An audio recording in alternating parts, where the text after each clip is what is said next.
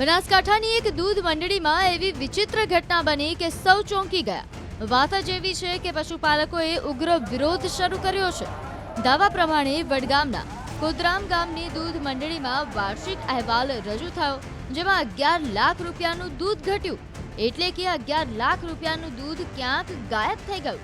દાવા પ્રમાણે જ્યારે સભામાં હાજર પશુપાલકોએ આ અંગેનું કારણ પૂછ્યું તો મંડળીના પ્રમુખે એવો જવાબ આપ્યો કે દૂધનું વજન થતું હોય ત્યારે પંખો ચાલુ રહેવાના કારણે વજનનું બેલેન્સ ન રહ્યું, એટલે કે પંખાના પવનથી દૂધનું વજન હતું એના કરતાં વધારે નોંધાયું અને આ ખોટ આવી।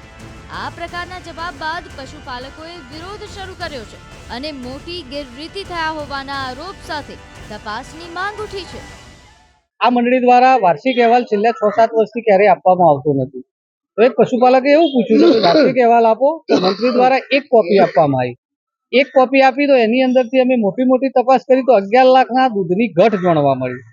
તો 11 લાખના દૂધની ઘટ કેમ પડી છે એવો પ્રશ્ન પૂછ્યો તો ચેરમેન દ્વારા એવો જવાબ મળ્યો કે આ પંખાનું જે વાઇબ્રેશન થાય છે ને એનું વજન કોટા ઉપર નિયંત્રણ ના રહેવાના કારણે આ ઘટ પડી છે।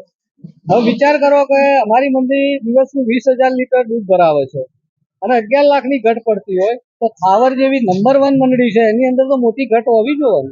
આજે બનાસકાંઠા જિલ્લાની કોઈ મંડળીની અંદર ઘટ નથી। આ મોટામાં મોટો ભ્રષ્ટાચાર છે। ભાવ વધારાની વાતમાં બિલકુલ સામાન્ય કક્ષાનો ભાવ વધારો ચૂક્યો છે। બનાસ ડેરી જોડે અમે માગણી કરી રહ્યા છીએ કે આની યોગ્ય તપાસ થાય અને આની અંદર જે પણ કસૂરવાર હોય એમની ઉપર ન્યાયિક તપાસ થવી જોઈએ અને એમની પર ફોજદારી ગુનો દાખલ થવો। એ પંખા થી પીવા માંડ્યા તો 2 પંખા અમારે ઘેર મોકલાવજો કે શેર પાલનપુર કશે કેવા કલકત્તા એટલે હવા જવાની તૈયારી છે બહેરવાની, પણ નફો તો મળવો જ જોઈએ અમને। કેટલો નફો આપે છે?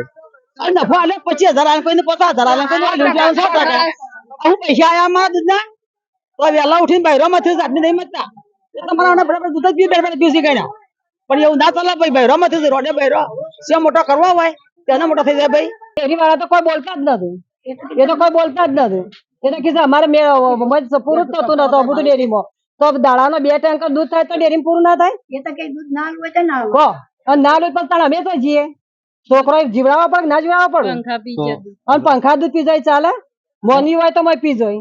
કોણ કે આવું? ગોમ ના કેતા હશે, કોણ કે કાલ મીટિંગ 15 હતી અમે તો કઈ ના કહીએ। બધું ચાલવું 11 લાખનું દૂધ પંખા પી જ્યાંના ખર્ચો આમ થયો તેમ થયો, એ તો પછી હિસાબ આપવો પડે, બધું થવું જોવો તો પબ્લિક ને થાય કે ભાઈ અમો ખર્ચો કર્યો ખર્ચો બતાવો જુઓ ને। ખર્ચો કરીને નવું કોઈ વસાયું હોય એ બતાવવું જોવો કે અમે આ વસાયું। આ તો બસ એમ કે પંખા પી જાય 11 લાખનું દૂધ, 11 લાખનું દૂધ પંખા પી જાય કે મોણ પી જાય, એ તો સાબિત કરવું પડે ને। 2 લાખનું કીધું દૂધ ઉડી ગયું પંખાથી, તેમાં નફો ઓછો આવ્યો 150%, એટલે 150% તો નફો ના જ ચાલે। અમારે 10 થી 12% નફો તો અમારે જોવો જ કર। અમારે તો બધું આના ઉપર જ અમે ચલાવીએ। સવારે 4 વાગે ઉઠીએ, કાળી મજૂરી કરીએ, હોજી લીટર દૂધ વધારે ભરીએ તો અમારે વધારે પૈસા આવે। અને પણ છોકરાનું અત્યારે અમને પૂરું કરવાનું, ભણાવવાનો, ઘર સંસાર ચલાવવાનો, વ્યવહાર ચલાવવાના અમને કરવાનું બોલો। પછી ડેરી વાળા તો એમ કે દૂધ લઈને આપવું હોય તો ના આપવું હોય તો કોઈ ના, અમે ચોકીએ છીએ ઢોળી દો તો અમારે ઢોળી દેવાનું। એમ મને એવું લાગે છે હિસાબમાં 12% અમારે નફો બેસવો જોઈએ, પણ એમાં હવા 100% આલે। આમાં આ બયોને નભાવવું શી રીતે? જે ઢોરો ઉપર નભાવતી હોય છે અને 12 વાગે ખાવા ઘેર બનાવવા આવતી નહીં, છોકરો ભૂસે મરે છે અને તોય બૈરોને નફા વખત આવું હોય છે। 25 રૂપિયા કોકના લાયો હોય એ હાલવા માટે નફાની રાહ જોઈ રહ્યો, તો અત્યારે નફો બધો મળે નહીં, મોઢું શી રીતે બતાવ્યું બેનો?